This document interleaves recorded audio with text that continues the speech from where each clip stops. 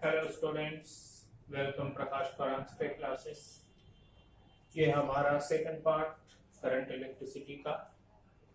पहले पार्ट में हम लोगों ने करंट इलेक्ट्रिसिटी का जो इंट्रोडक्शन था कि वास्तव में इलेक्ट्रिक करंट यानी क्या, और इलेक्ट्रिक करंट का हमारा फ्लो ऑफ वाटर के बारे में हम लोगों ने डिस्कस किया था।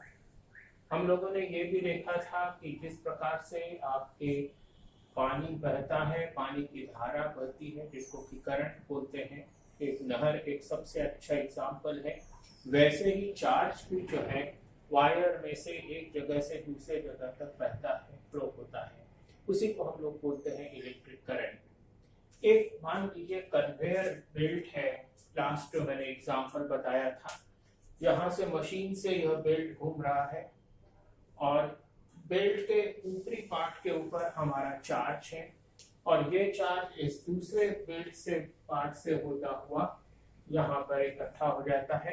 और कन्वेयर बेल्ट का जो नीचे का भाग है उसमें कोई चार्ज नहीं होता, यहाँ पर मशीन पर पास में मोटर के पास में आकर के फिर से वो चार्ज हो जाता है, और इस प्रकार से ये चार्ज जो है वो डिस्ट्रीब्यूट होता रहता है। ये चार्ज की रेट को भी यदि आप मशीन को फास्ट कर देते हो तो चार्ज और ज्यादा बढ़ना शुरू होता है।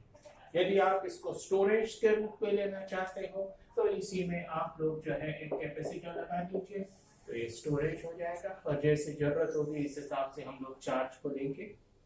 अब यहाँ पर हम लोग इसी के ऊपर बेस्ड देखते हैं कि what is the strength of current. Strength of current मतलब जैसे कि हम लोगों ने क्लास 10 में पढ़ा है, जो भी करंट रहता है वो चार्ज अपॉन टाइम होता है। Electric charge passing through a cross section in unit time, और साथ ही साथ में I is equal to Q upon T, I is equal to Q upon T, and rate of flow of charge is I is equal to dQ upon dt।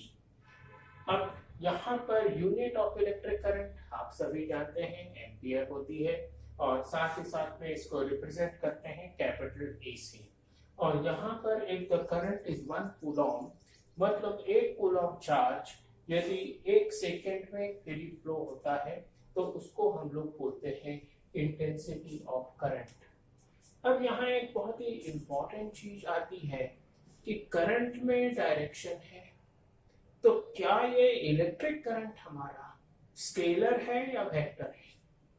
यहाँ एक मैं छोटा सा example ले रहा हूँ। एक हमारा जंक्शन है, इसके ऊपर से 5 एम्पियर की करंट आ रही है, नीचे से 3 एम्पियर की करंट आ रही है। इस जंक्शन के ऊपर यदि हम लोग डायरेक्शन की बात करते हैं तो 5 minus 3 is equal to 2 ampere. तो 5 minus 3 ampere is equal to 2 ampere होगा। ये तो हो गया वेक्टर का। लेकिन यदि मान लीजिए स्केलर क्वांटिटी की हम बात करते हैं तो स्केलर में मैग्नीट्यूड आपका नॉर्मल अलजेब्रिक एडिशन होगा, मतलब 5 plus 3 is equal to 8 ampere. तो यहाँ से ये जो आपका करंट फ्लो होगा 8 एम्पियर के फॉर्म में होगा।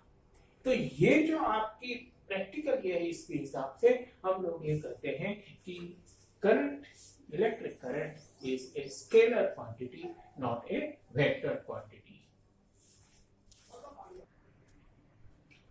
Types of current. Direct current, जिसको कि हम लोग स्टेडी करंट कहते हैं, मतलब टाइम के साथ में जो है जो करंट में कोई चेंज नहीं होता, उसको हम लोग स्टेडी करंट या डायरेक्ट करंट कहते हैं। जैसे हमारे जो बैटरी है या जो आपका सेल है, उससे जो भी आपके आती है करंट, वो डीसी करंट रहती है। वेरिएबल करंट मतलब समय के साथ साथ में जो है इनका चेंज भी हो सकता है उस करंट का, उसको वेरिएबल करंट कहते हैं। एक और इम्पोर्टेंट करंट है जिसका कि हम यूज करने वाले हैं, वो है इंस्टेंटेनियस करंट। इंस्टेंटेनियस करंट मतलब थोड़ी देर के लिए या तो वह चार्ज होती है या डिस्चार्ज होती है, उसको इंस्टेंटेनियस करंट कहते हैं। इसका भी यूज कई बार हम लोग अब आगे करने वाले हैं। और तीसरा है अल्टरनेटिव करंट। आपके घरों में या यहाँ पर जो भी करंट आती है वह एसी करंट ही है, जिसमें कि आपका जो बल्ब और ट्यूबलाइट है 1 सेकंड में लगभग 40 बार जलते और बुझते रहते हैं। हमेशा इनकी डायरेक्शंस जो है वैरी रहती है, चेंज होती रहती है।